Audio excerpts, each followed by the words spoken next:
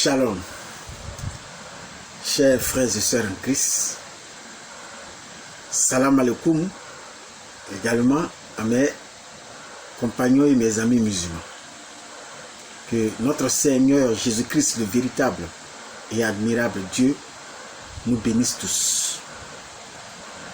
Je suis le révérend docteur Kwasi et c'est pour moi une immense joie, une véritable bénédiction d'être encore une fois en votre compagnie.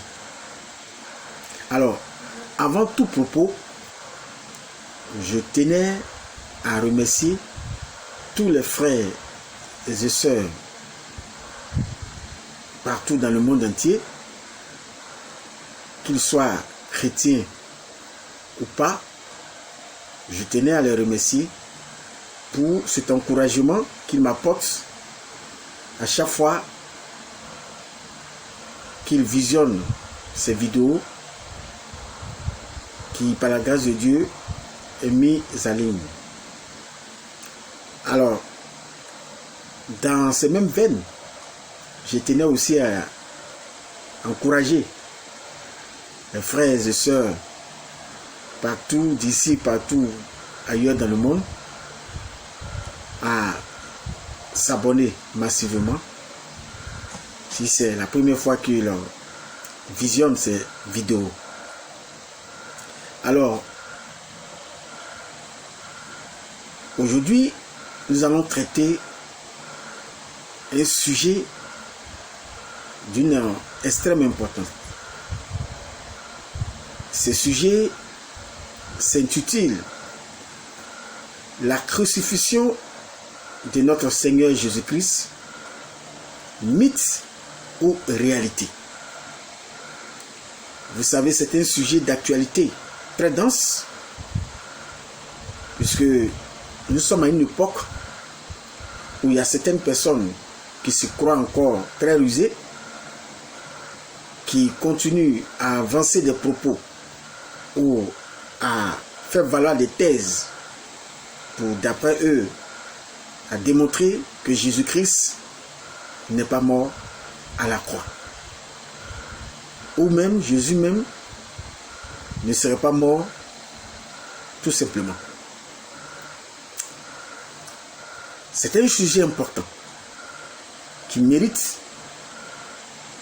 qu'on s'y arrête un peu pour analyser. Pas parce que nous doutions ou nous doutons que Jésus ne serait pas mort et même ressuscité. Mais comme vous le savez, c'est un sujet qui mérite encore d'être démontré, d'être prouvé, d'être enseigné, d'être encore une fois élucidé pour toute personne qui pense dire le contraire.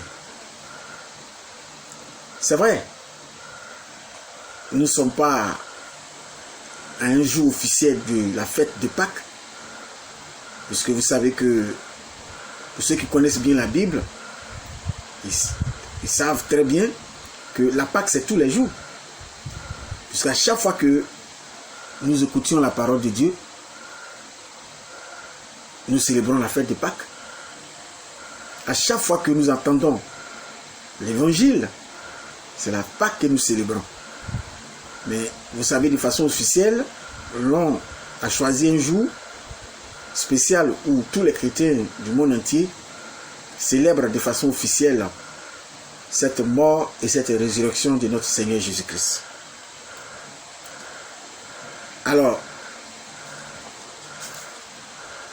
il y a des personnes qui pensent barrer le chemin ou jeter le discrédit sur le christianisme. Et comme vous le savez, le christianisme est bâti sur deux éléments très importants. La mort de Jésus-Christ, sa résurrection et la divinité de Jésus-Christ. Ces deux points-là sont les deux éléments qui cristallise ou qui crédibilise le christianisme. Ce sont ces deux éléments qui donnent une valeur au christianisme. Si on enlève au christianisme la divinité de Jésus-Christ, ainsi que sa mort et sa résurrection, on vide le christianisme de toute sa substance, de tout son sens. C'est pour cela, si vous remarquez très bien, quand vous lisez la Bible, ces deux points-là ne peuvent pas être attaqués. Toute personne qui s'en prend à la divinité de Christ se ridiculise. Toute personne qui s'en prend à la mort expiatoire de Jésus-Christ sur la croix et à sa résurrection se ridiculise. Parce que ces deux éléments sont inattaquables. Mais malheureusement, il y a des personnes qui ont une certaine contenance encore, qui pensent qu'ils peuvent jeter le discrédit sur le christianisme en s'attaquant à ces deux piliers, à ces deux éléments importants. Vous savez, lorsque nous prenons la Bible, dans le livre de 1 Corinthiens chapitre 15, particulièrement, nous lisons le verset 14. Il est dit, il est écrit, et si Christ n'est pas ressuscité, notre prédication est donc vaine, et votre foi aussi est vaine. Vous écoutez très bien. Si Christ n'est pas ressuscité, tout ce que nous faisons n'a aucun sens à propos du christianisme. Donc, n'importe qui ne peut pas se lever, s'attaquer à un sujet aussi important de toute la Bible que la mort de Jésus-Christ et sa résurrection, et nous allons l'observer ou nous allons le laisser faire. Quand on s'attaque à deux sujets dans la Bible, à la divinité et à la mort expiatoire de Jésus-Christ, on se ridiculise. Il y a une religion dite islamique qui est née au 7e siècle de notre ère, a bâti toute sa stratégie de guerre contre ces deux sujets dont je viens de faire mention. Tout l'enseignement de l'islam se résume à Jésus n'est pas Dieu, à Jésus n'est pas mort sur la croix, à Jésus n'est pas ressuscité. Quand vous écoutez les prosélytes musulmans partout dans les rues faire ce qu'ils appellent leur appel à Dieu ou les évangélisations, ils ne font que tourner tous les discours autour de ces deux points. Parce que, bien aimé, en réalité, ce sont ces deux éléments ou ces deux sujets qui donnent le salut. La divinité de Jésus-Christ et sa mort sur la croix ainsi que sa résurrection. Donc le diable ne s'apprend pas en vain à ces deux sujets-là. La divinité de Christ ainsi que sa mort expiatoire. Le diable sait très bien que toute la vie du salut tourne autour de ces deux leviers. Lorsque nous prenons par exemple le texte de Jean chapitre 8 et que nous lisons le verset 24 à 25, nous lisons: Jésus dit ceci: c'est pourquoi je vous ai dit que vous mourrez dans vos péchés, car si vous ne croyez pas ce que je suis. Vous mourrez dans vos péchés. Jésus dit que les pharisiens vont mourir dans les péchés s'ils ne croient pas l'être de Jésus, son identité. Verset 25, les pharisiens posent la question de qui es-tu? Lui dit-il, Jésus leur répondit, ce que je vous ai dit dès le commencement. Qu'est-ce que Jésus a dit dès le commencement? À cette époque, il n'y avait qu'un seul commencement. Genèse chapitre 1, il est mentionné, au commencement Dieu créa les cieux et la terre. Donc Jésus venait ici de révéler son identité pour dire qu'il était ce Dieu créateur des cieux et la terre.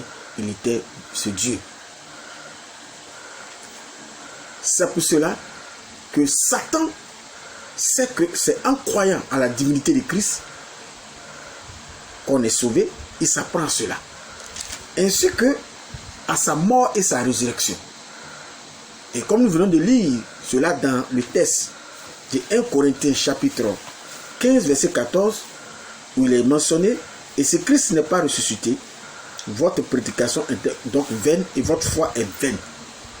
Satan sait très bien que ce sont ces deux éléments-là qui font ce qu'on appelle le salut du chrétien. C'est pour ça que depuis des siècles, il ne fait que s'apprendre à ces deux éléments. Parce qu'il sait que c'est dans ces deux éléments que se trouve la vie éternelle. Alors, nous, ce soir, nous allons démontrer que la mort de Jésus-Christ n'est pas un mythe. Mais la mort de Christ sur la croix est bel et bien une réalité. Et même plus qu'une réalité. Les prosélytes musulmans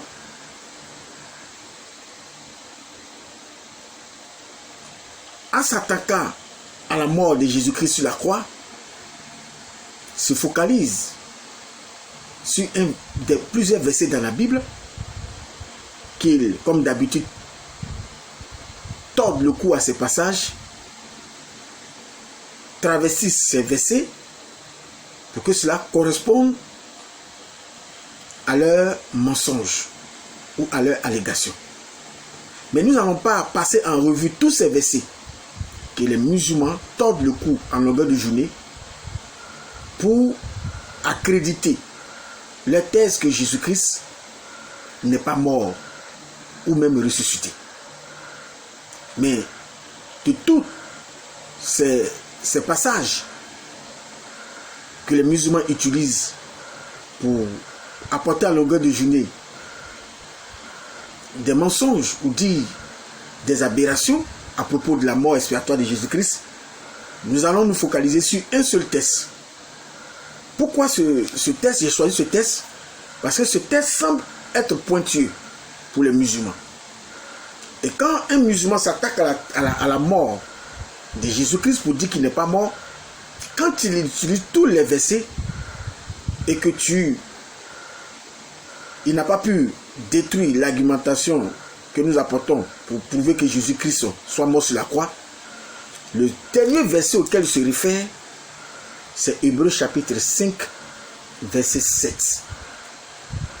Alors nous allons lire ce texte et nous allons commencer l'étude. Je prends le texte d'Hébreux chapitre 5, le verset 7 à 9. Je lis. C'est lui qui, dans les jours de sa chair, ayant présenté avec de grands cris et avec l'âme des prières et des supplications à celui qui pouvait le sauver de la mort, et ayant été exaucé à cause de sa piété, a appris, bien qu'il fût fils, l'obéissance par les choses qu'il a souffaites. Le verset 9 maintenant. Et qui, après avoir été élevé à la perfection, est devenu pour tous ceux qui lui obéissent, l'auteur d'un salut éternelle. Alors, les musulmans, en lisant ce texte d'Hébreux 5, versets 7 à 9, disent que Jésus n'est ni mort, ni crucifié.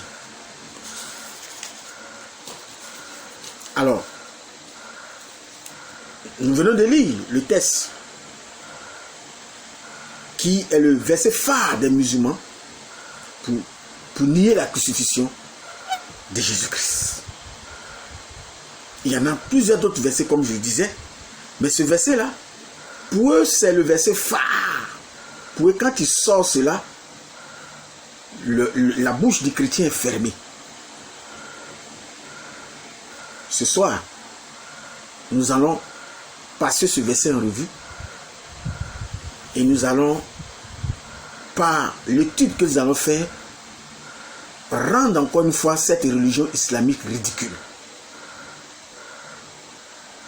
Parce que l'islam est essentiellement fondé, si Jésus n'est pas Dieu, Jésus n'est pas mort. C'est ça. Et c'est pour cette raison que l'islam est né. Et depuis 14 siècles, malheureusement, ils ont chanté cela à longueur de journée, mais des gens continuent de se convertir au christianisme. Les gens continuent d'être sauvés par Jésus-Christ. Alors maintenant, ils ont décidé de prendre partout les rues afin de pouvoir s'attaquer à cela. Mais nous sommes confiants parce que en faisant cela, ils le font encore sans le savoir de façon indirecte, rendre témoignage de Jésus-Christ. Parce que la Bible dit tout concourt au bien de ceux qui aiment le Seigneur. En voulant discréditer, jeter le discrédit sur la mort et sur la dignité de Jésus, ils rendent service à Dieu de façon indirecte parce qu'ils font passer l'évangile de Jésus-Christ de façon indirecte sans le savoir. Alors, cette étude va s'articuler autour de 3 points. Le premier point sera un peu, nous serons un peu historiques. Nous allons rentrer dans l'histoire pour voir où les musulmans ont pris cette idée que Jésus-Christ ne serait pas mort à la croix. Et par la suite, nous allons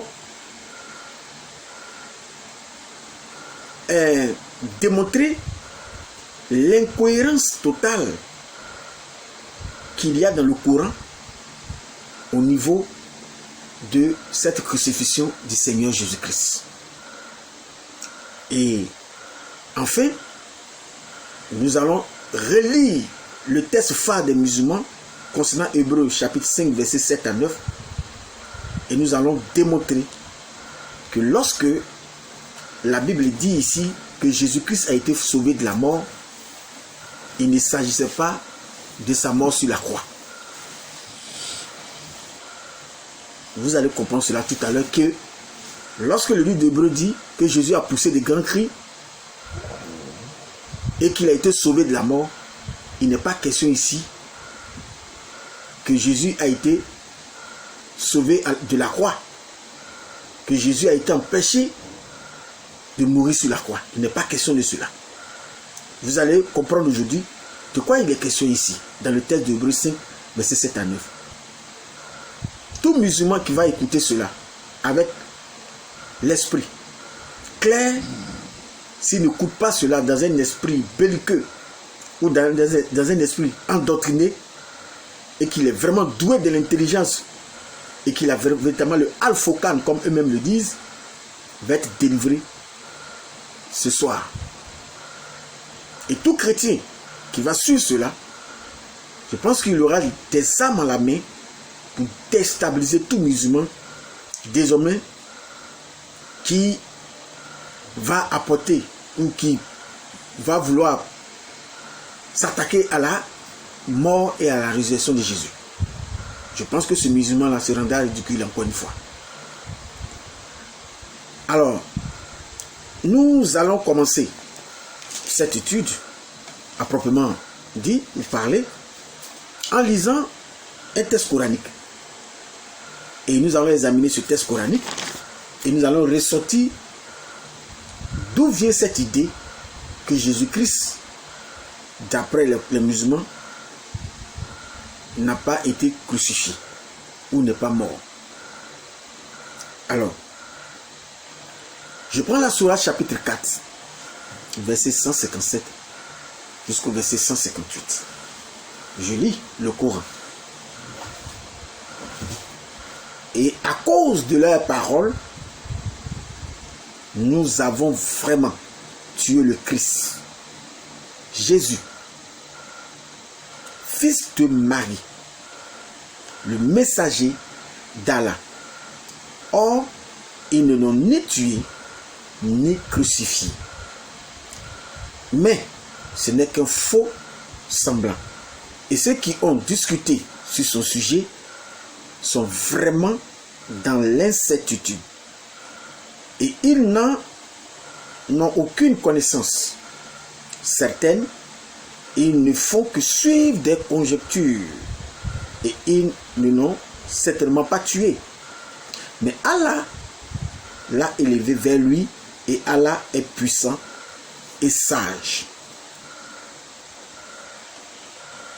Le Coran, dans cette sourate 4, verset 157, affirme que Jésus n'est pas mort, que Jésus n'a ni été crucifié,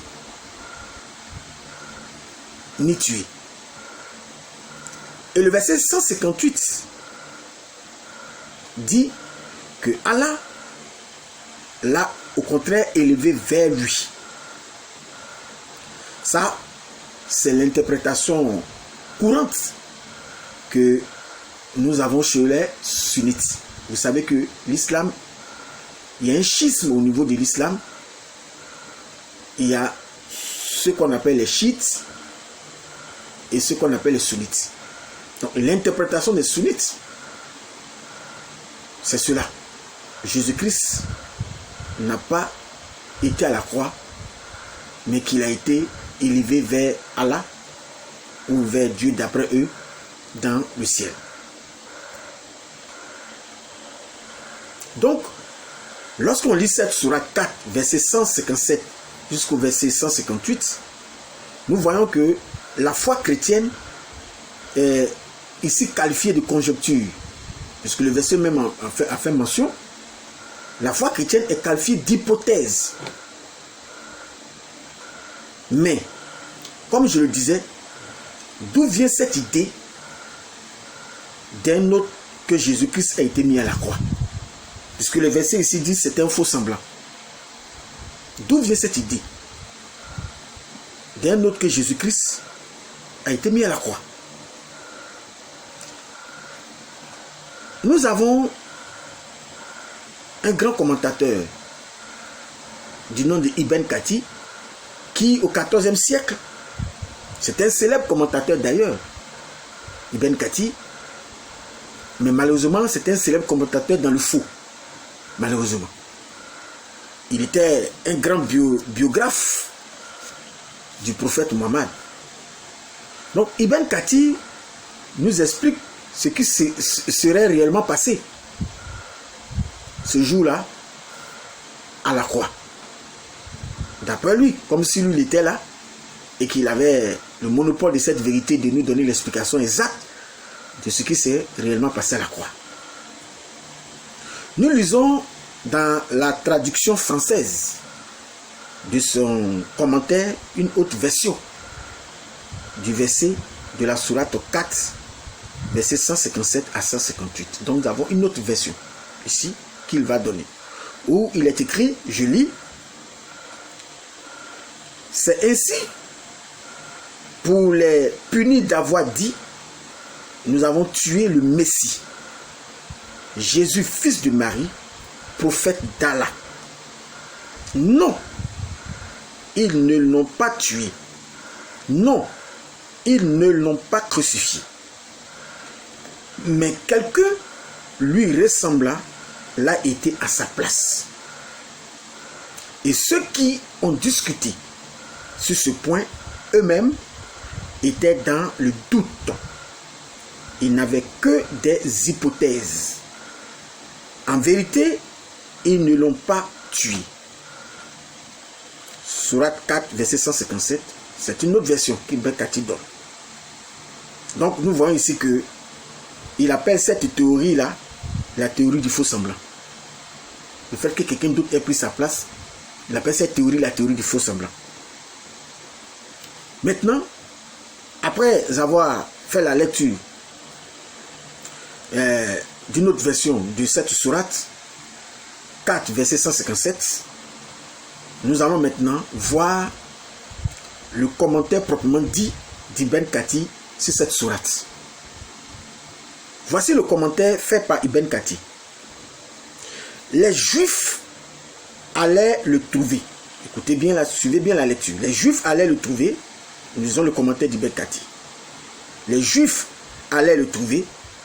Ils lui racontèrent qu'à Jérusalem, un homme qui séduit les gens, les égare et les incite contre lui.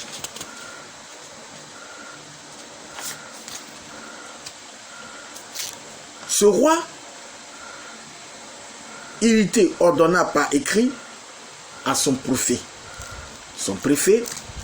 à Jérusalem, de capturer Jésus, de le crucifier en mettant sur sa tête une couronne d'épines pour mettre fin à ses séditions.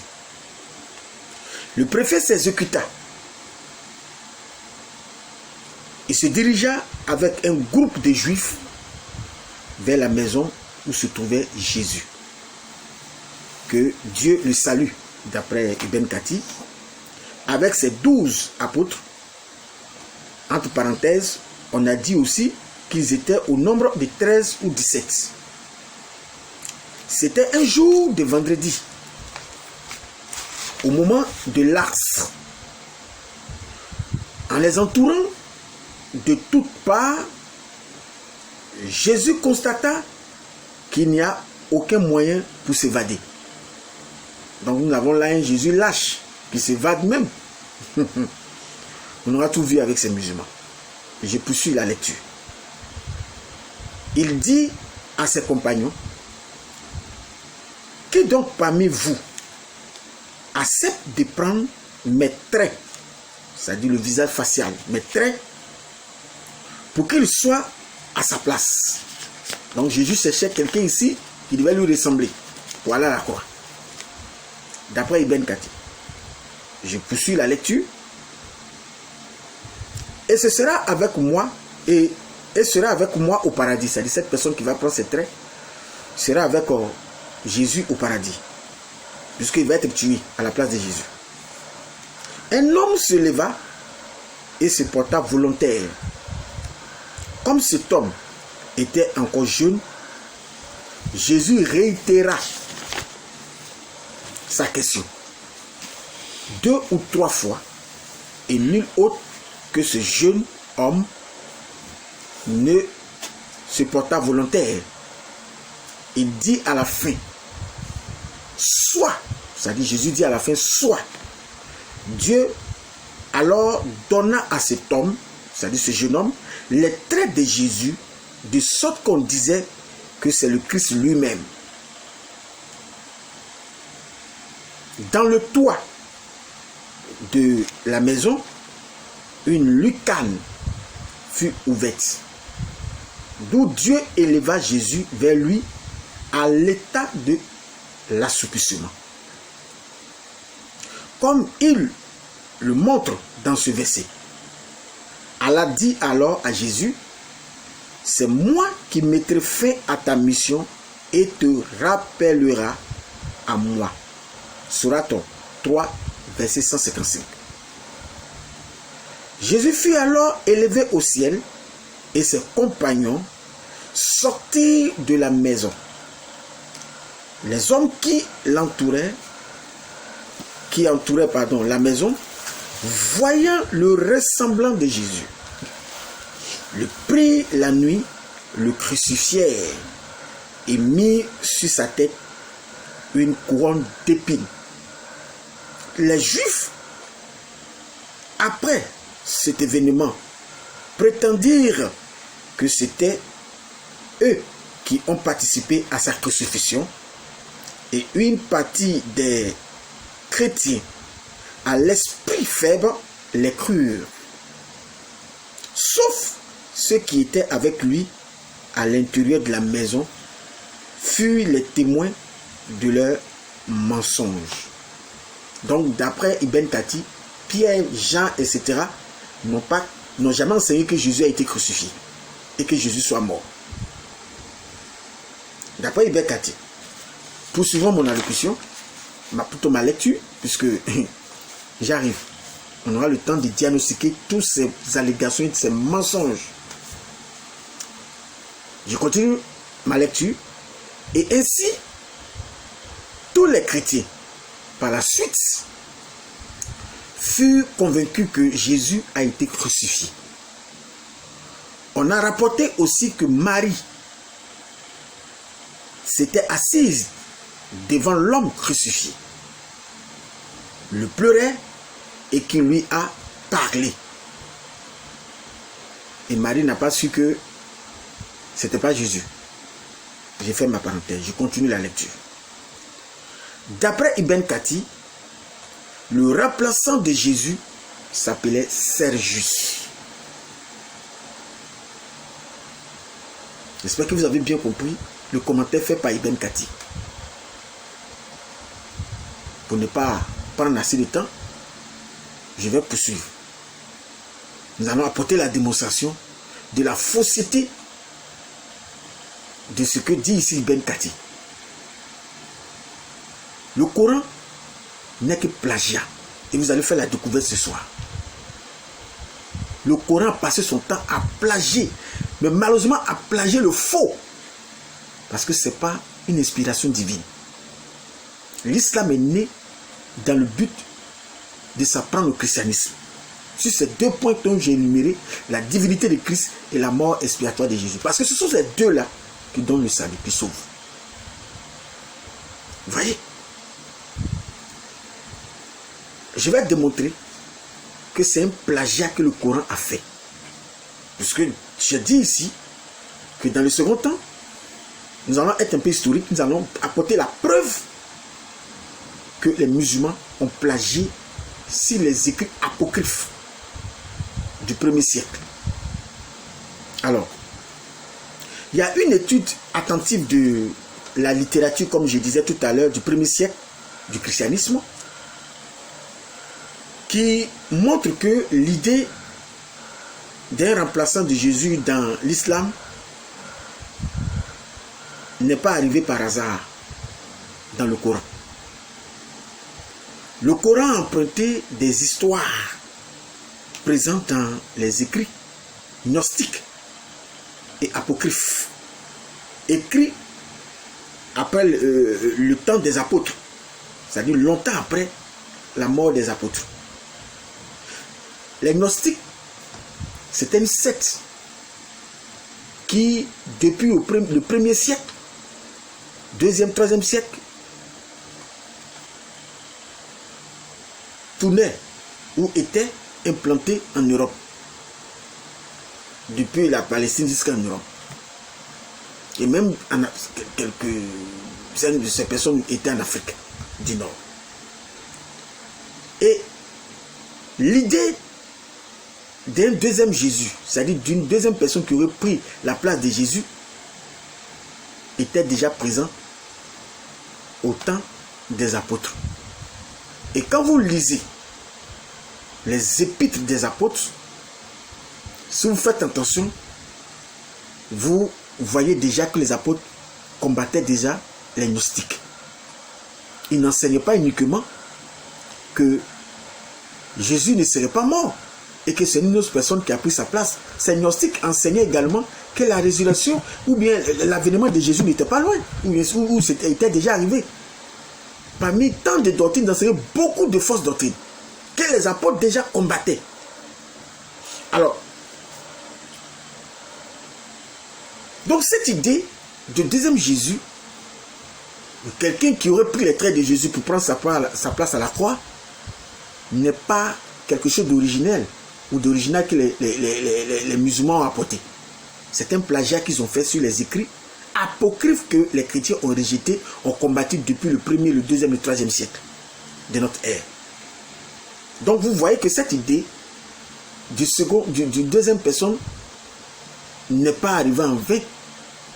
Cette idée de remplaçant de Jésus sur la croix n'est pas arrivée en vain dans l'islam.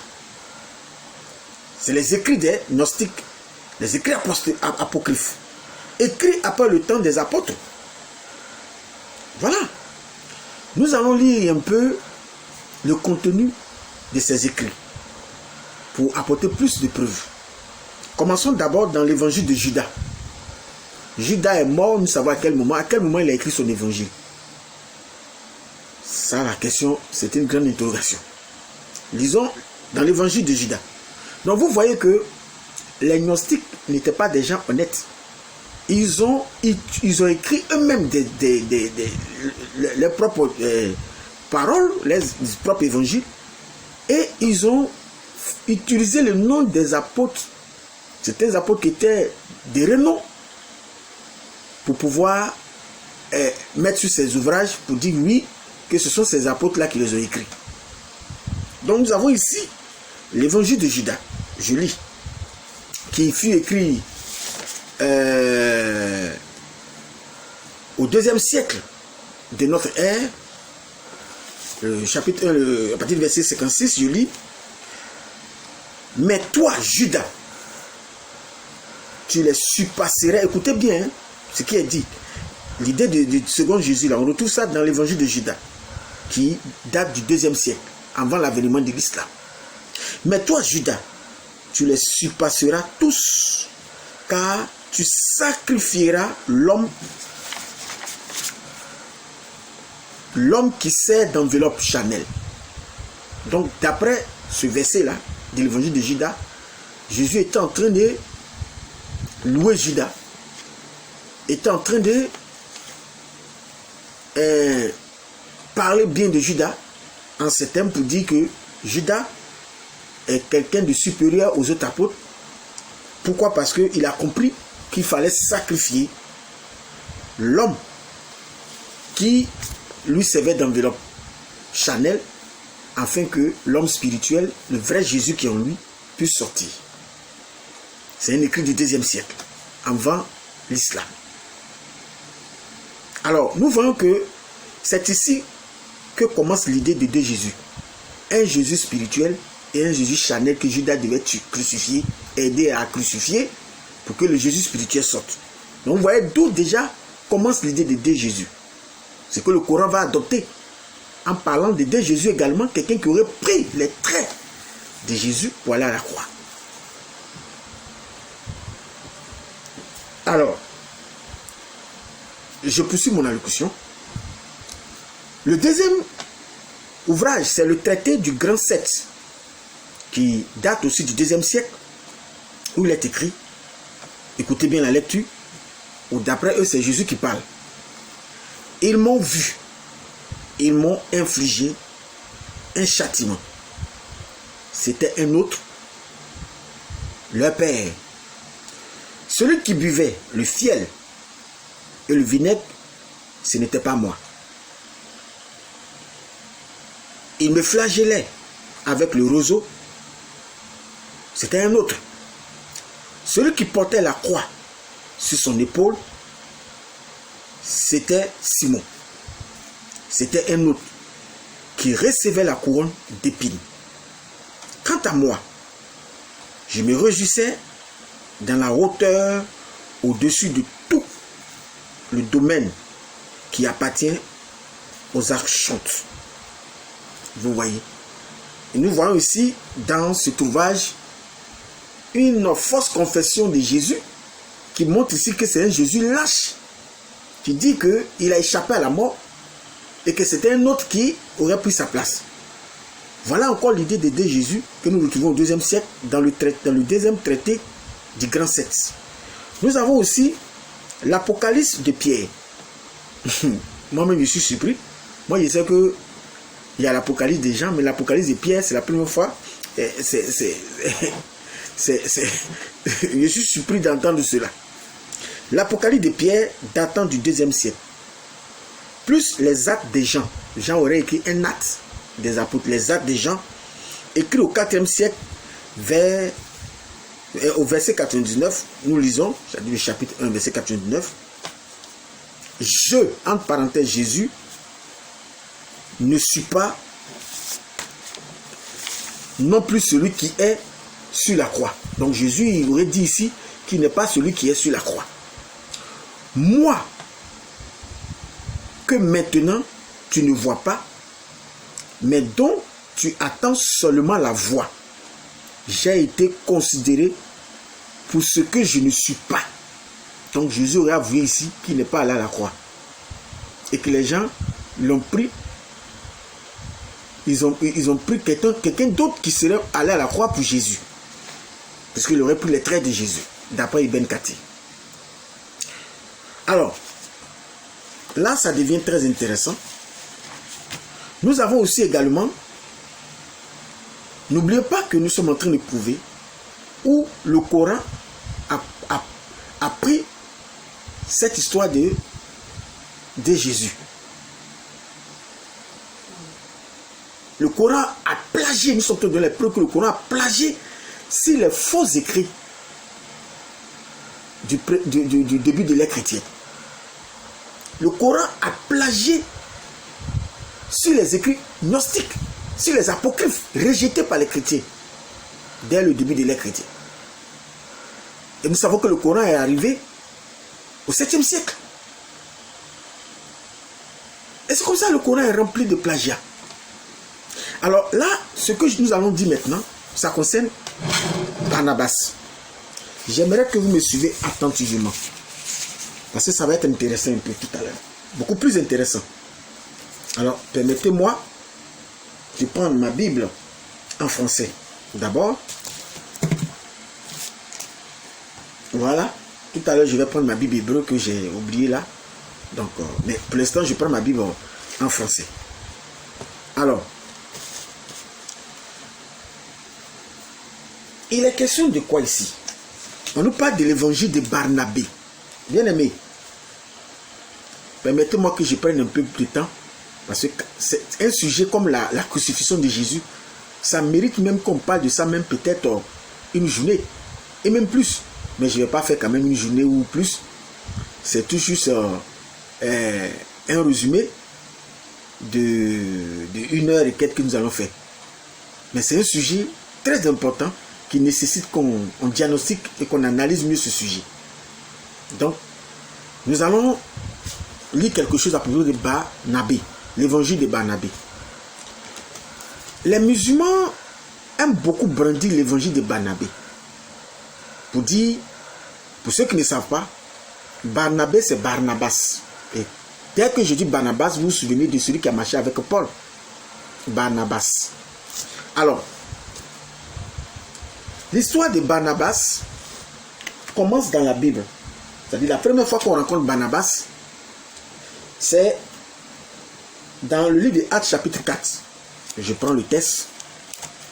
Suivez très bien ce que je vais dire tout à l'heure à propos de Barnabas. Puisque les musulmans disent que l'évangile de Barnabé a été écrit par Barnabas. Or, nous savons que la première copie, la copie la plus ancienne que nous avons de cet évangile de Barnabas date du 14e siècle, après Jésus. Regardez l'écart qu'il y a entre les chrétiens du 1er siècle. On savait que Barnabas a vécu au 1er siècle. Et nous avons un écrit de Barnabas dont la copie la plus ancienne date du 14e siècle. Vous-même voyez un peu l'anachronisme qu'il y a ici dans le personnage de Barnabé qui a vécu au 1er siècle et son écrit qui lui date du 14e siècle. J'aimerais que les musulmans qui se disent doués d'intelligence, pour une fois, utilisent les Al-Furqan pour comprendre quelque chose. La ruse islamique.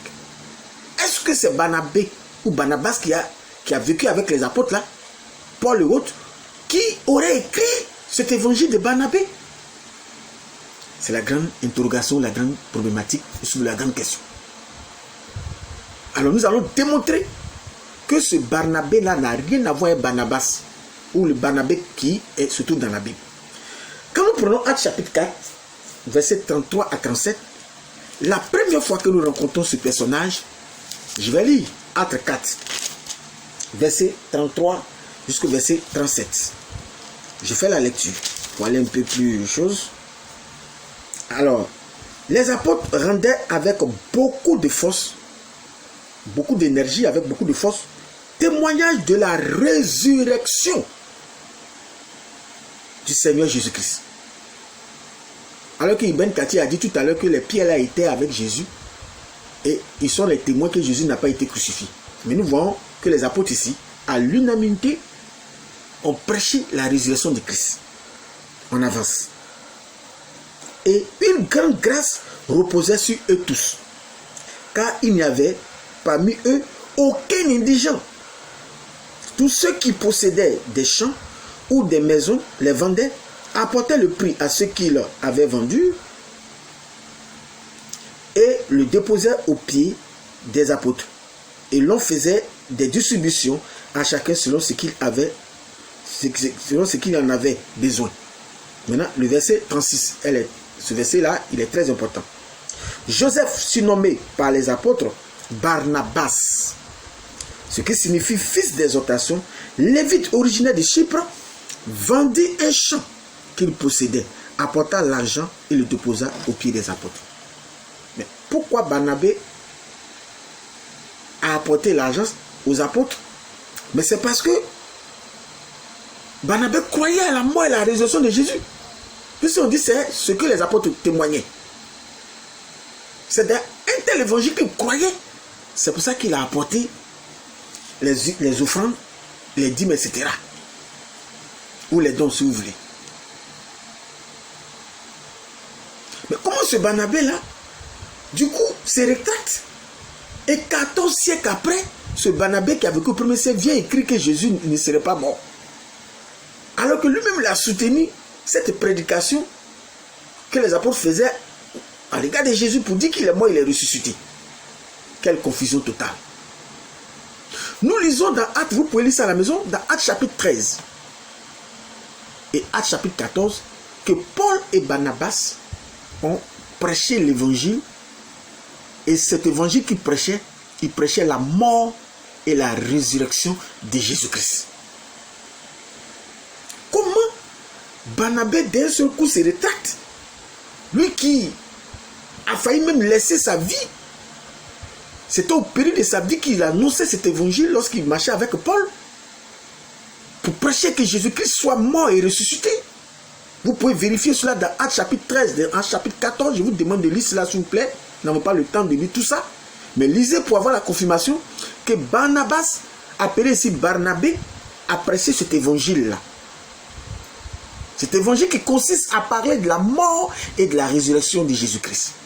Comment d'un seul coup, il fait cet apôtre-là, du coup, il n'est plus la même personne, et il vit jusqu'au 14e siècle, pour écrire son évangile pour dire que Jésus ne serait plus mort et qu'il ne serait plus ressuscité. Vous voyez ce ridicule-là. Vous voyez cette aberration de l'islam. C'est tout ce problème que nous avons avec vous.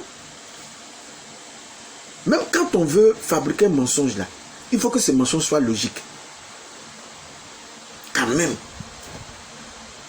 Vous ne voyez pas un peu, vous qui vous êtes doué d'intelligence à la longueur de journée, vous ne voyez pas cette dichotomie, vous ne voyez pas cet anachronisme total que nous avons ici de Barnabé qui a vécu au 1er siècle et celui dont on parle au 14e siècle.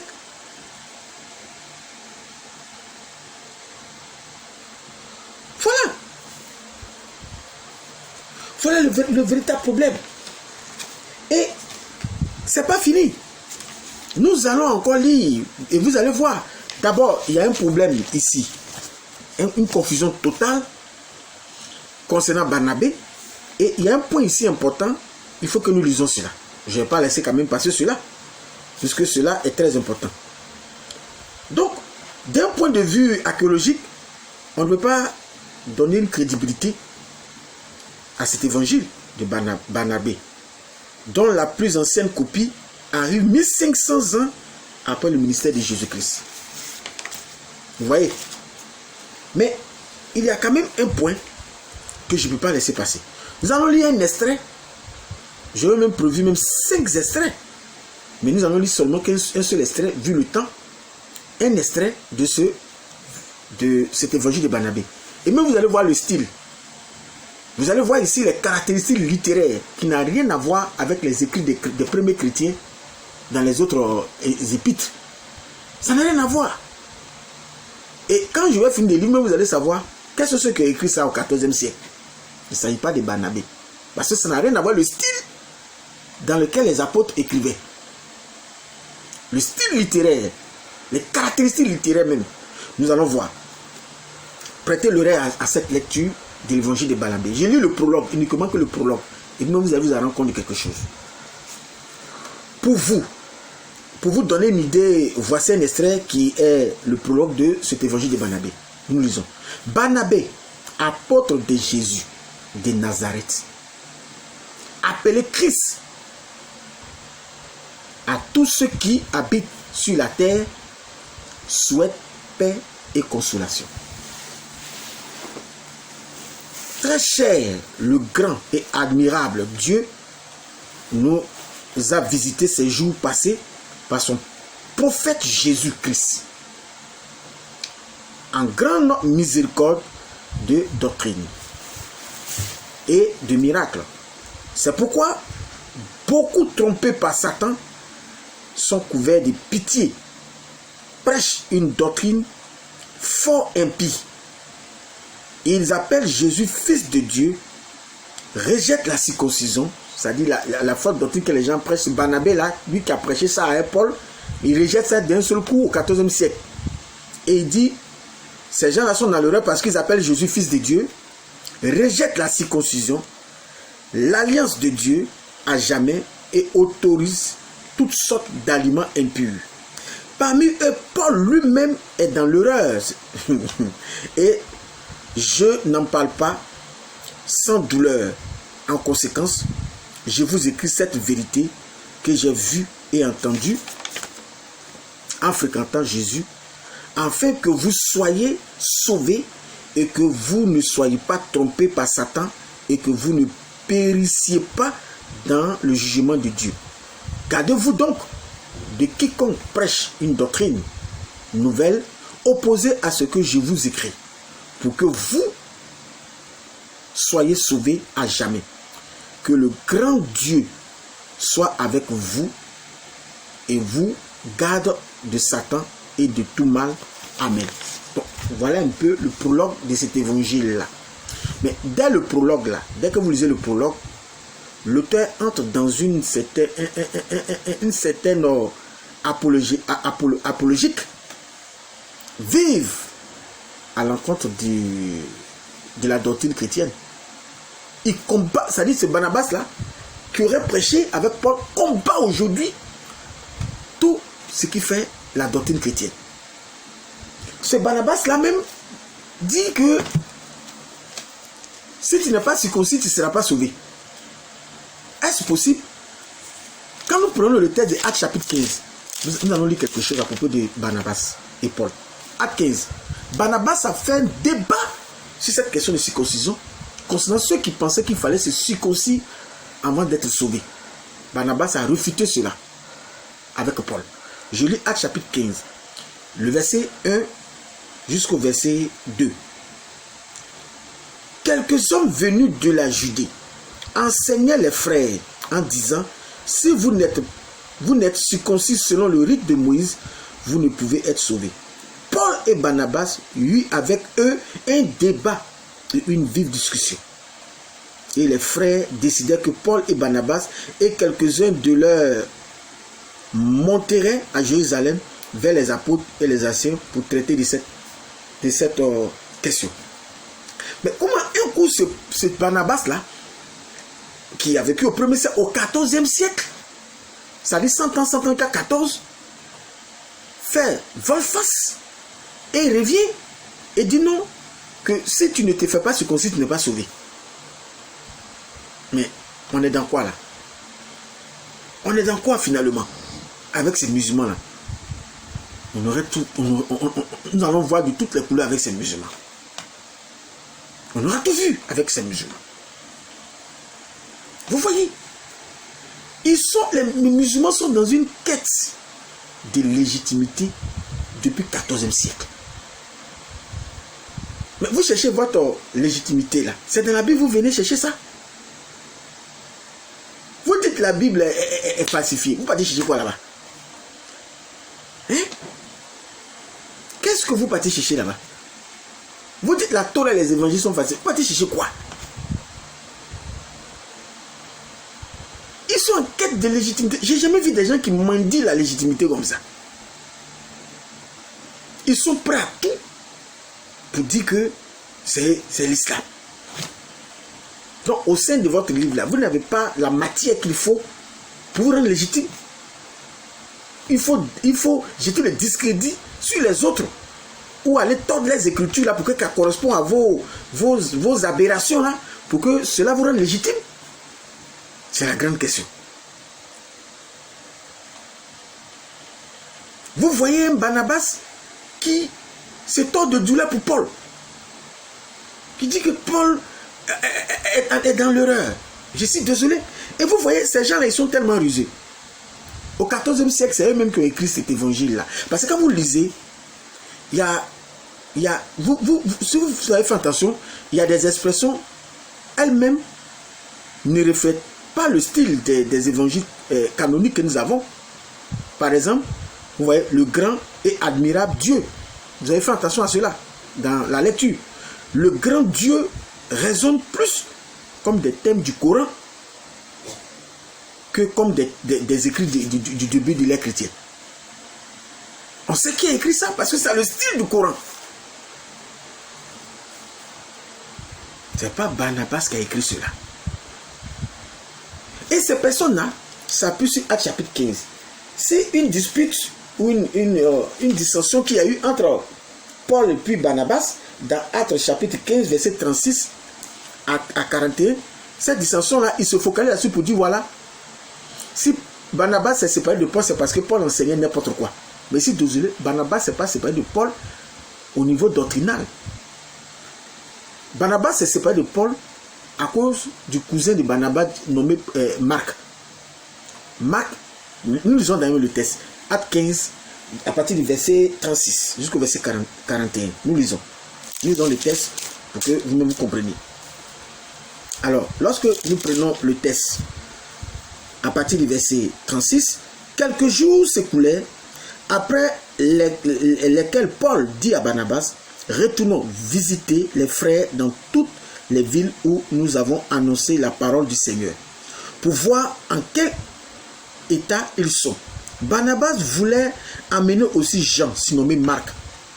Mais Paul jugea plus convenable de ne pas prendre avec eux celui qui les avait quittés depuis la Pamphylie et qui ne les avait point accompagnés dans leurs œuvres. Ce dissentiment fut assez vif pour être cause qu'ils se séparaient l'un de l'autre. Et Barnabas, prenant Marc avec lui, s'embarqua pour l'île de Chypre. Paul fit choix de Silas et partit. Et recommandé par les frères à la grâce du Seigneur, il parcourut la Syrie et la Cilicie, fortifiant les églises. Donc vous voyez, ce qui a été la cause de leur séparation, ce n'était pas que Paul enseignait des fausses doctrines ou que Barnabas enseignait des fausses doctrines. C'était à cause du cousin de Barnabas. Et Paul lui a dit non, c'était pas un homme exemplaire qui ne devait pas le suivre dans ce voyage missionnaire. Et ils se sont séparés. Mais quand vous lisez le texte de Galates chapitre 2, verset 1, nous voyons que Paul s'est réconcilié après. Parce que c'est ça, les enfants de Dieu se réconcilient toujours. Paul s'est réconcilié après avec Barnabas dans Galates 2, 1. Puisqu'il parle en bien de Barnabas dans Galates 2, verset 1. Et dans 2 Timothée 4, 11, nous voyons même que Paul s'est réconcilié avec Marc. Puisque Marc a changé après de vie, il est devenu un bon, comme Paul le souhaitait, puisque Paul était très rigoureux dans cette histoire de Dieu. Alors Barnabas, comme on appelle, Paul a recommandé Marc. il a demandé à ce que Marc parte aussi en voyage missionnaire. Donc, cette réconciliation s'est faite un peu plus tard dans les écrits de l'apôtre Paul. Mais ces gens-là disent, ils se profitent de cette séparation pour dire, voilà, Barnabas aurait trouvé que Paul enseignait n'importe quoi, donc il s'est séparé de lui. Et c'est ce Barnabas qui va l'enseigner que Jésus n'est pas ressuscité. Alors que dans Actes chapitre 13 et chapitre 14, il a enseigné au même titre que Paul cet évangile-là, que Jésus soit ressuscité. Je suis désolé, cherchez encore les musulmans, vous n'avez pas encore trouvé. Il faut chercher encore. Vous n'avez toujours pas trouvé ce qu'il vous faut pour pouvoir apporter ce mensonge-là. Alors, je lis rapidement, puisque nous avons lu l'évangile. Voilà. Que le Seigneur Jésus-Christ vous bénisse encore une fois et vous gratifie de toutes sortes de grâces et de bénédictions. Alors, nous allons lire à nouveau l'écrit de Barnabas, puisque d'après ces musulmans, Barnabas aurait enseigné que Jésus-Christ ne serait pas mort à la croix. Et ça devient intéressant cette histoire. Et quand moi je vois ça, ça me fait sourire à chaque fois que je vois ce mensonge islamique. Des gens qui sont à la recherche de légitimité, vous vous en rendez compte? Alors, l'évangile de Barnabé, 14e siècle. Écoutez bien. Judas fit irruption le premier dans la pièce d'où Jésus avait été enlevé et où dormaient les 11. Alors l'admirable Dieu agit admirablement. Judas devient si semblable à Jésus par son langage et dans son visage que nous crûmes que c'était Jésus. Le chapitre 216 de l'évangile de Barnabé. Vous voyez? Voilà l'idée d'un faux semblant de Jésus. Mais ce qui est très important à retenir, comme je le disais, c'est que les apôtres combattaient déjà les gnostiques dans leurs écrits au 1er siècle. Les gnostiques utilisaient frauduleusement les noms connus comme Pierre, Judas ou Jean pour faire passer leur enseignement erroné. Aucun de ces textes-là n'est considéré comme authentiquement écrit par ces apôtres. Donc l'islam qui arrive au 7e siècle a perpétré ces faux enseignements gnostiques-là, a plagié cela dans ses écrits. Alors, voilà d'où est venue cette histoire de Jésus.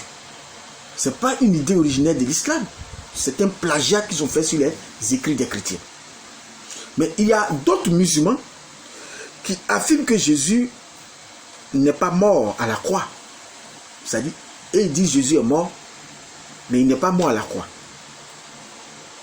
Mais ils disent que Jésus n'est pas mort à la croix, mais il est mort d'une mort naturelle. Mais plus tard, c'est-à-dire c'est plus tard que Jésus est mort d'une mort naturelle. Et voici le verset qu'ils utilisent pour accréditer les thèses. C'est la sourate 19. Je prends la sourate 19, le verset 33. Rapidement, nous lisons. Donc ce groupe-là qui dit Jésus n'est pas mort à la croix, mais il est mort d'une mort naturelle. Beaucoup plus tard, ils se focalisent sur la sourate 19, verset 33. Voilà, je crois que je l'ai maintenant. Et nous lisons la sourate 19, ayat 33. Ça devient intéressant cette histoire.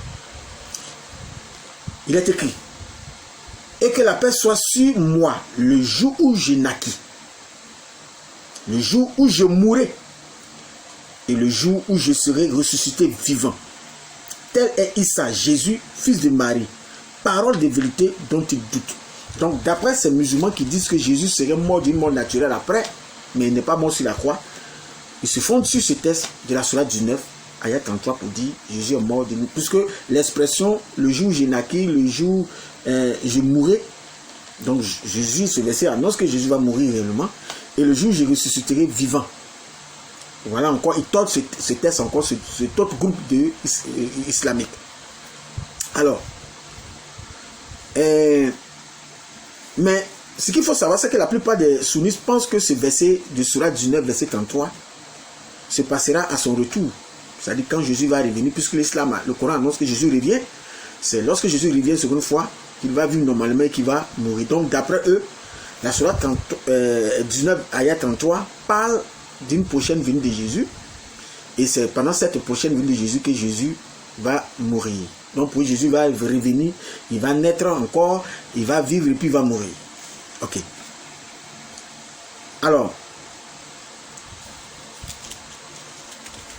il y a la sourate 3, verset 55, qui semble montrer, ou qui montre même carrément, que Jésus est bel et bien mort, à cause du mot que nous allons examiner tout à l'heure. Je lis le verset, je ne le lis pas dans son intégralité, je prends ce qui nous intéresse. Ô Jésus, certes, je vais mettre fin à ta vie terrestre. Et le mot mettre fin à ta vie terrestre, c'est muta wafika. Alors, le mot utilisé pour dire mettre fin à la vie terrestre, comme je viens de dire, c'est muta wafika.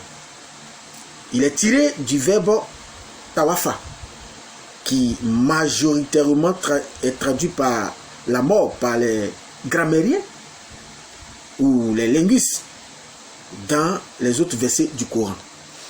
Oui, je peux prendre cela, la sourate 3, puisque nous avons un texte en français et un texte en arabe.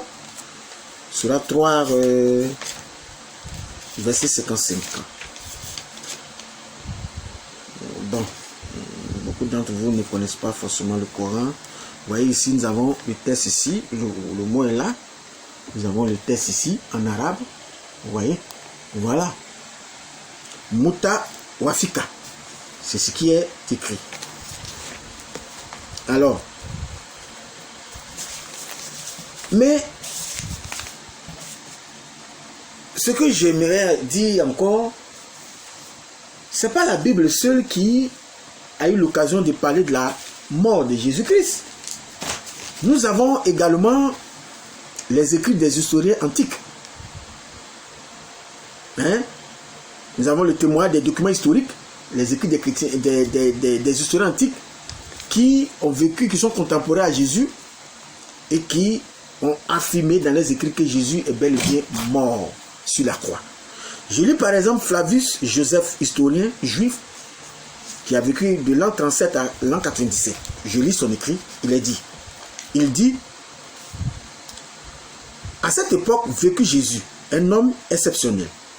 Si toutefois, il faut l'appeler homme, car il accomplissait des choses prodigieuses, maître de gens qui étaient tout disposés à faire bon accueil aux doctrines de bon à la loi.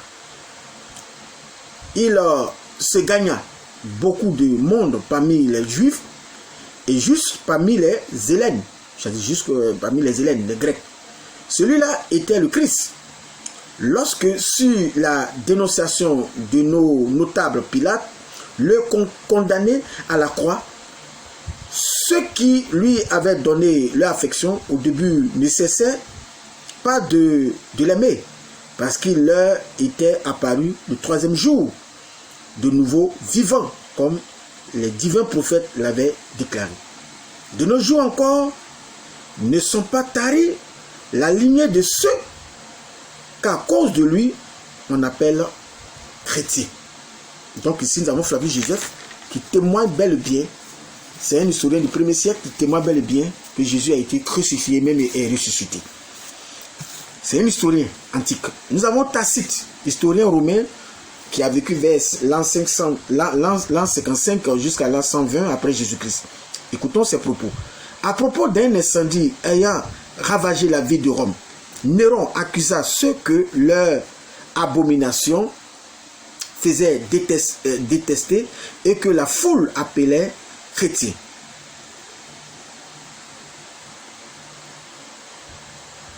Alors, ce nom leur vient de Christ, qui fut condamné sous le principat de Tibère par le procureur Ponce Pilate. Réprimé sur le moment, cette détestable superstition perçait de nouveau, non pas seulement en Judée, mais encore à Rome. Tacite Annales 1544. Nous avons Lucien de Samosate, écrivain satirique grec critique du christianisme, qui vécut en 125 jusqu'à 192 de notre ère. Parlant de Jésus, il dit ceci: celui qui est honoré en Palestine, où il fut mis en croix pour avoir introduit ce nouveau culte parmi les hommes. Le premier législateur des chrétiens les a encore persuadés qu'ils sont tous frères. Dès qu'ils ont une fois changé de culte, ils renoncent au Dieu des Grecs et adorent le sophisme crucifié, dont ils suivent les lois. Vous voyez? Nous avons aussi le Talmud de Babylone, écrit juif du 3e siècle. La veille de Pâques, on a pendu Yeshua, Jésus, pendant les 40 jours qui précédaient l'exécution d'un euro allait en criant.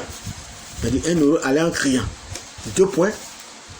Il sera lapidé parce qu'il a pratiqué la magie, trompé et égaré Israël. Si quiconque a quelque chose à dire en sa faveur, qu'il s'avance en son nom. Mais on ne trouve personne qui témoigna en sa faveur.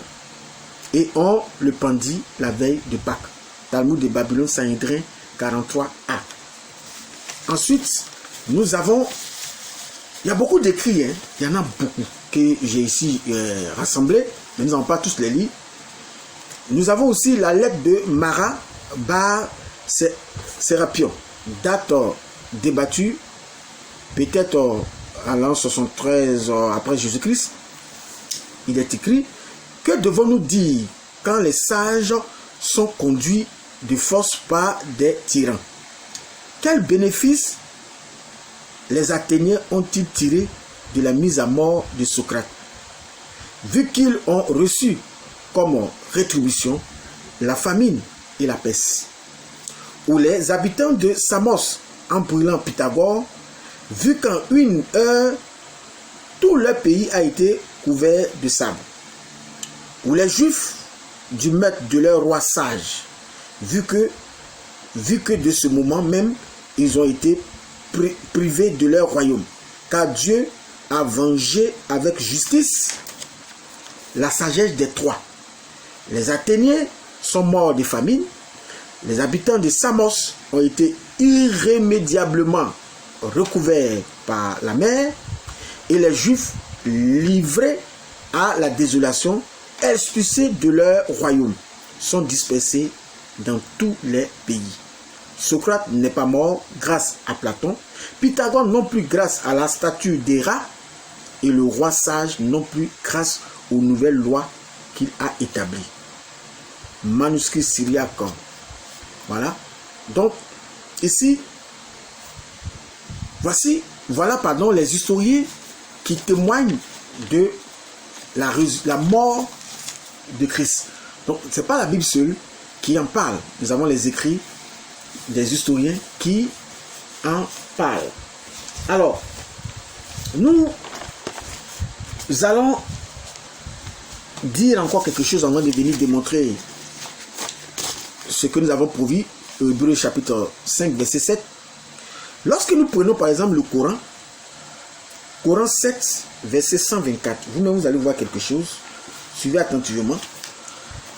Des personnes qui ne savent même pas à quelle époque la croix a commencé, ils veulent parler de la mort de Jésus sur la croix. Je dis Jésus n'est pas mort. Vous serez surpris de voir quelque chose tout à l'heure. Une erreur historique, véritable, une grosse erreur historique que nous avons dans le Coran. Lorsque nous prenons la sourate 7, la sourate 7, verset 123 jusqu'au verset 124, pratiquement le verset 124. Nous lisons ceci, sourate 7. Y avez-vous cru avant que je ne vous le permette, dit Pharaon, c'est Pharaon qui parle ici.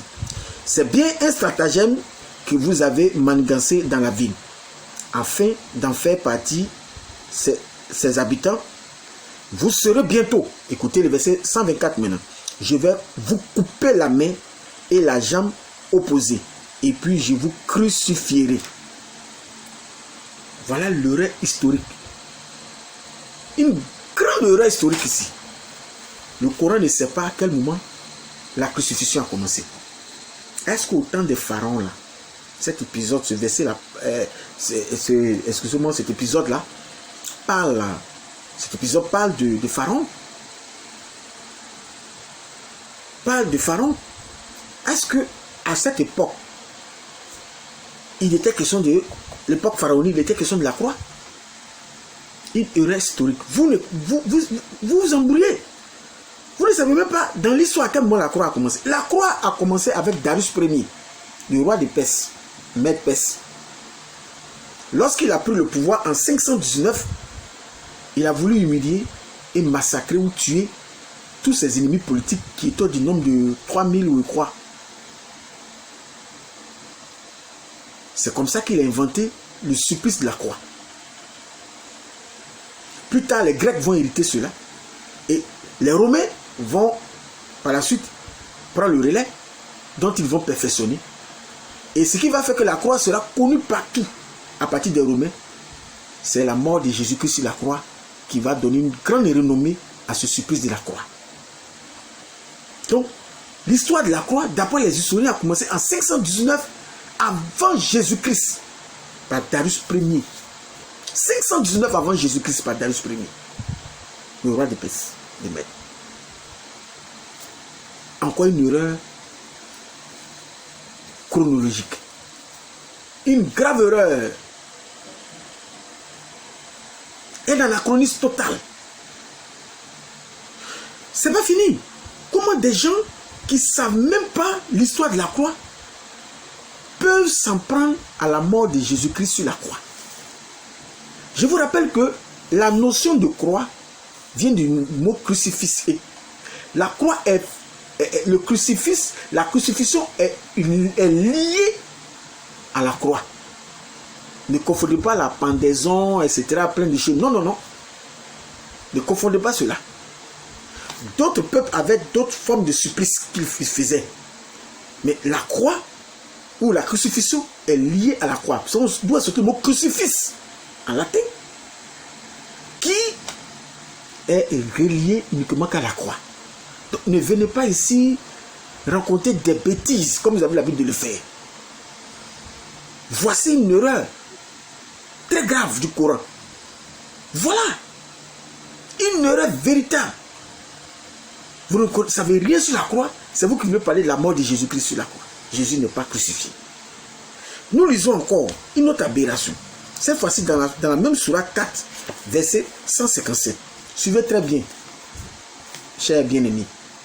Le Coran ne fait pas le poids. N'ayez pas peur même des musulmans.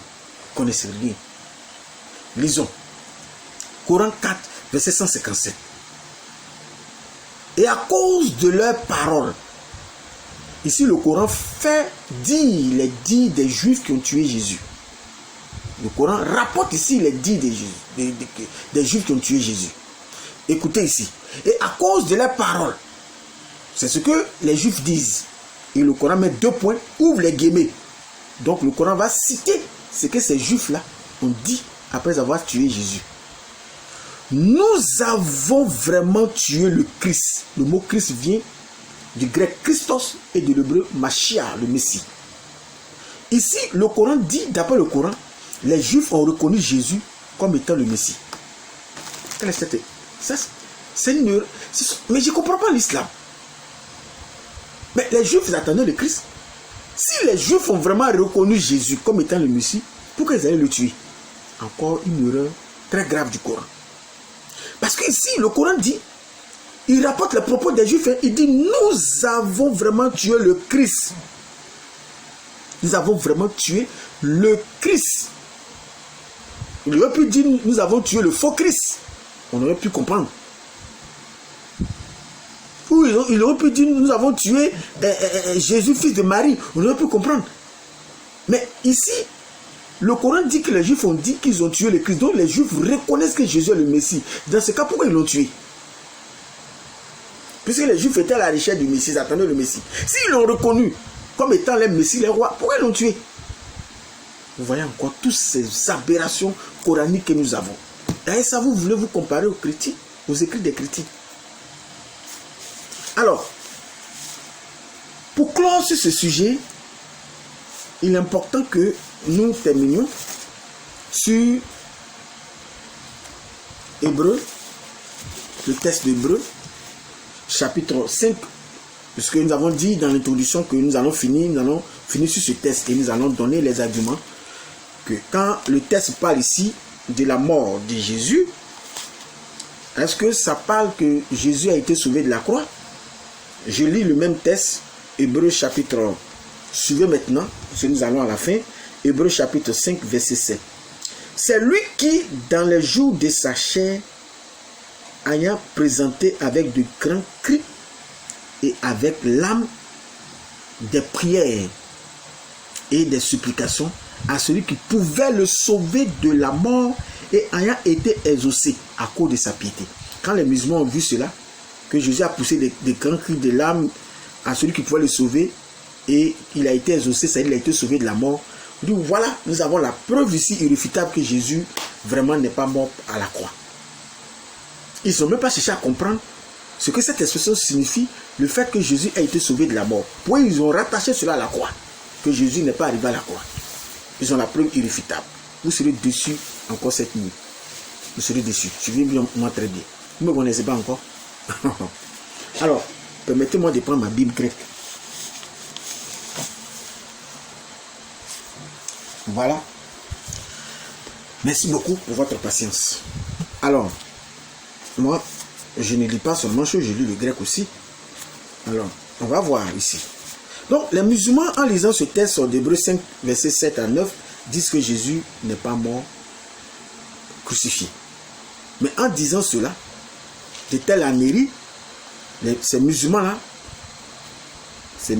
ne se rendent pas compte que tout le livre d'Hébreux parle de la mort de Jésus à la croix. Ils ne savent pas ça, que le contexte même du livre d'Hébreux, c'est cela. Ça parle de la mort de Jésus à la croix. Par exemple, si je prends le texte d'Hébreux chapitre 2, on va lire le texte d'Hébreux chapitre 2. Regardez comment le texte commence en annonçant, parlant de la mort de Jésus à la croix. Comment le texte d'Hébreux va parler de Jésus qui est mort, et puis au chapitre 5 va venir dire Jésus n'est pas mort encore. Vous pensez que la Bible, c'est le Coran qui se dit et se dédie là? Nous lisons. Le verset 10 d'abord, le verset 9 et le verset 10 de Hébreux chapitre 2. Je lis. Mais celui qui a été abaissé pour un peu de temps au-dessus des anges, Jésus, nous le voyons couronné de gloire et d'honneur à cause de la mort qu'il a souffert. Afin que, à cause de la mort qu'il a souffert, c'est-à-dire, le texte de Hébreux dit qu'il est mort, vraiment, il est mort. Afin que par la grâce de Dieu, il souffrit la mort pour tous. Il convenait en effet que celui pour qui et par qui sont toutes choses et qui voulait conduire à la gloire beaucoup de fils, éleva à la perfection par les souffrances le prince de les salut. Le verset 14 maintenant. Ainsi donc, puisque les enfants participent du sang et participent au sang et à la chair, il y a également participé lui-même, afin que par la mort, il anéantisse celui qui a la puissance de la mort, c'est-à-dire le diable. Afin que par la mort, Jésus anéantisse celui qui a la puissance de la mort, c'est-à-dire le diable. Donc le livre d'Hébreux ne peut pas dire ça. Et puis revenir encore dire non, Jésus n'est pas mort. Donc le contexte du livre d'Hébreux démontre que Jésus-Christ est mort, crucifié. Nous n'allons pas nous arrêter là, nous allons apporter plus de démonstrations. Nous allons d'abord faire un petit coup de grec. Voilà. Je vais rendre un peu technique ce que je vais dire et puis je vais revenir terre à terre. Alors, et quand nous lisons le contexte du verset de Hébreux 5, verset 7 à 9. Précisément le verset 9 précise qu'il a été rendu parfait. C'est ce que dit le verset. Il a été rendu parfait. Et qu'est-ce que ça veut dire rendu parfait, cette expression? Ce mot parfait vient du grec téléo. Vous voyez, c'est écrit ici. Pour ceux qui voient là où j'ai entouré là. Voilà le grec là où j'ai entouré. Vous pouvez voir. Bon, si vous ne voyez pas bien, je crois que suivez la lecture. Ce mot parfait vient du grec téléo, qui signifie littéralement rendre parfait, achever, complet, exécuter, finir, accompli, amener à la fin.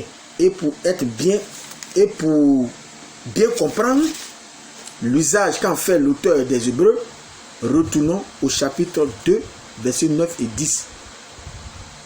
Nous voyons, quand on retourne au verset 10 du chapitre 2, nous remarquons qu'il est dit, il a été rendu parfait. Et cela est en lien avec sa mort et sa résurrection. Puisque le même mot grec qui est utilisé aussi dans Hébreux 2, verset 10, comme nous l'avons vu dans Hébreux 5, verset 9, c'est téléo qui est utilisé. Or, téléo signifie qu'il est allé jusqu'au bout. Il ne s'est pas arrêté sur la route. Il est allé jusqu'au bout. Il a fini sa mission en mourant. C'est ce que le mot téléo signifie.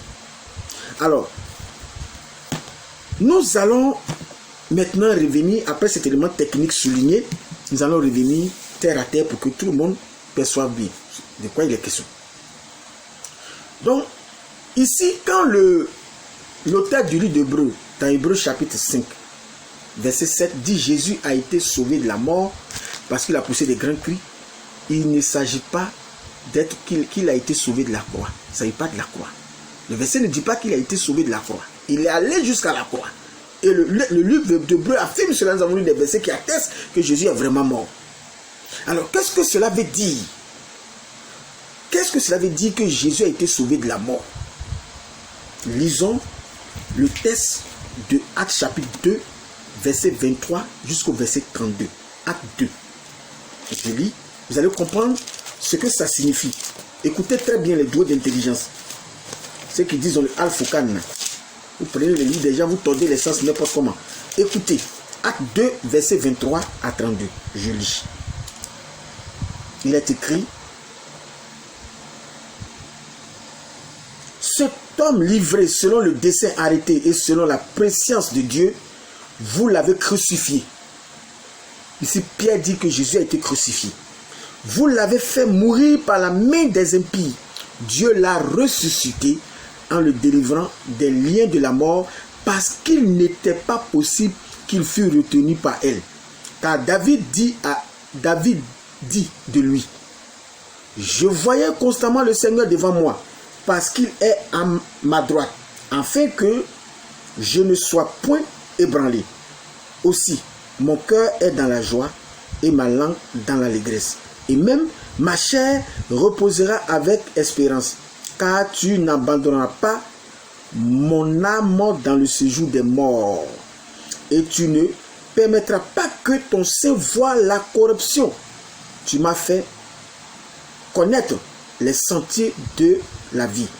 Tu me rempliras de joie par ta présence. Homme frère, maintenant, l'apôtre Pierre commente maintenant. Homme frère, qu'il me soit permis de vous dire librement au sujet du patriarche David qu'il est mort et qu'il a été enseveli et que son sépulcre existe encore aujourd'hui parmi nous.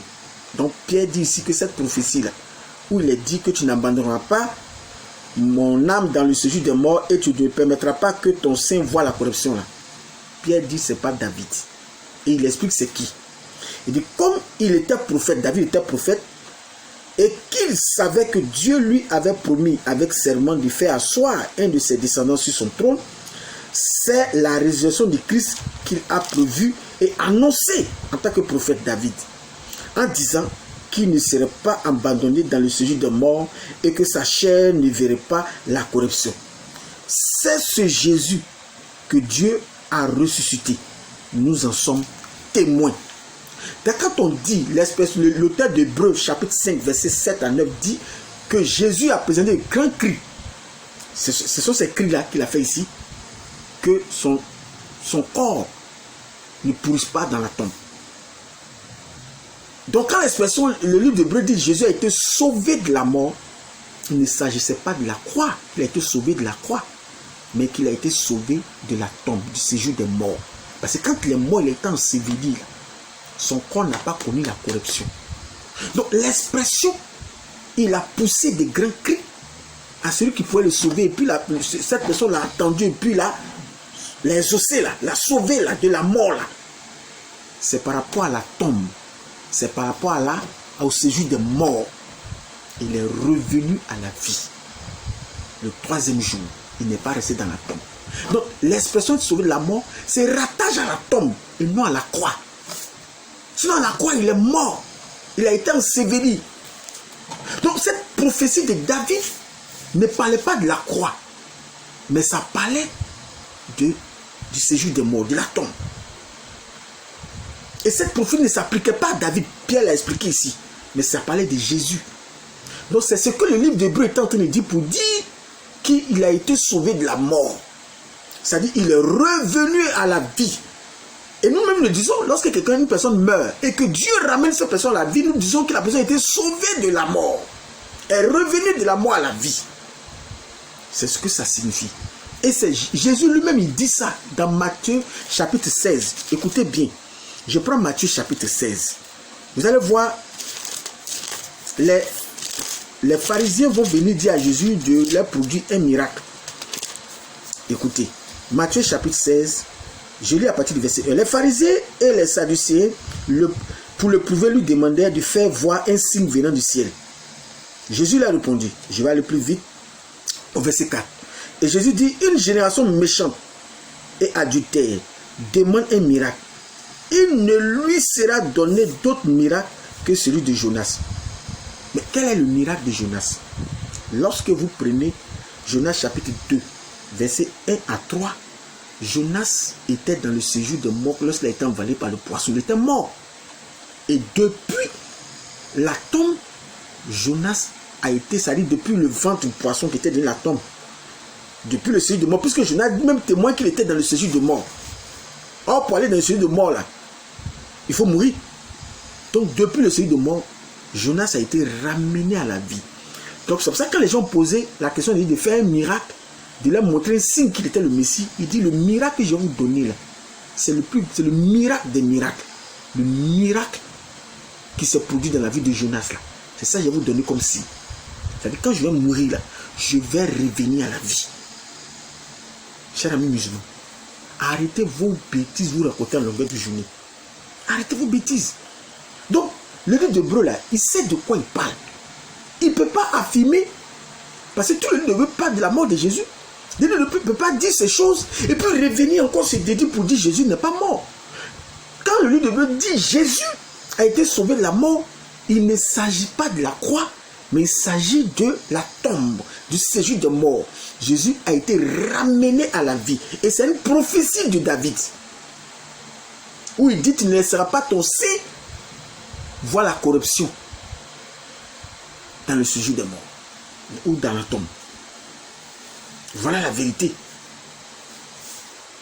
Alors, avant de terminer, je tenais à dire quelque chose. Parce que souvent les musulmans disent oui, mais où Jésus a-t-il dit que sa mort allait être expiatoire? Où Jésus a-t-il dit que il allait mourir, et quand il allait mourir sur la croix, et cette mort-là allait sauver l'humanité?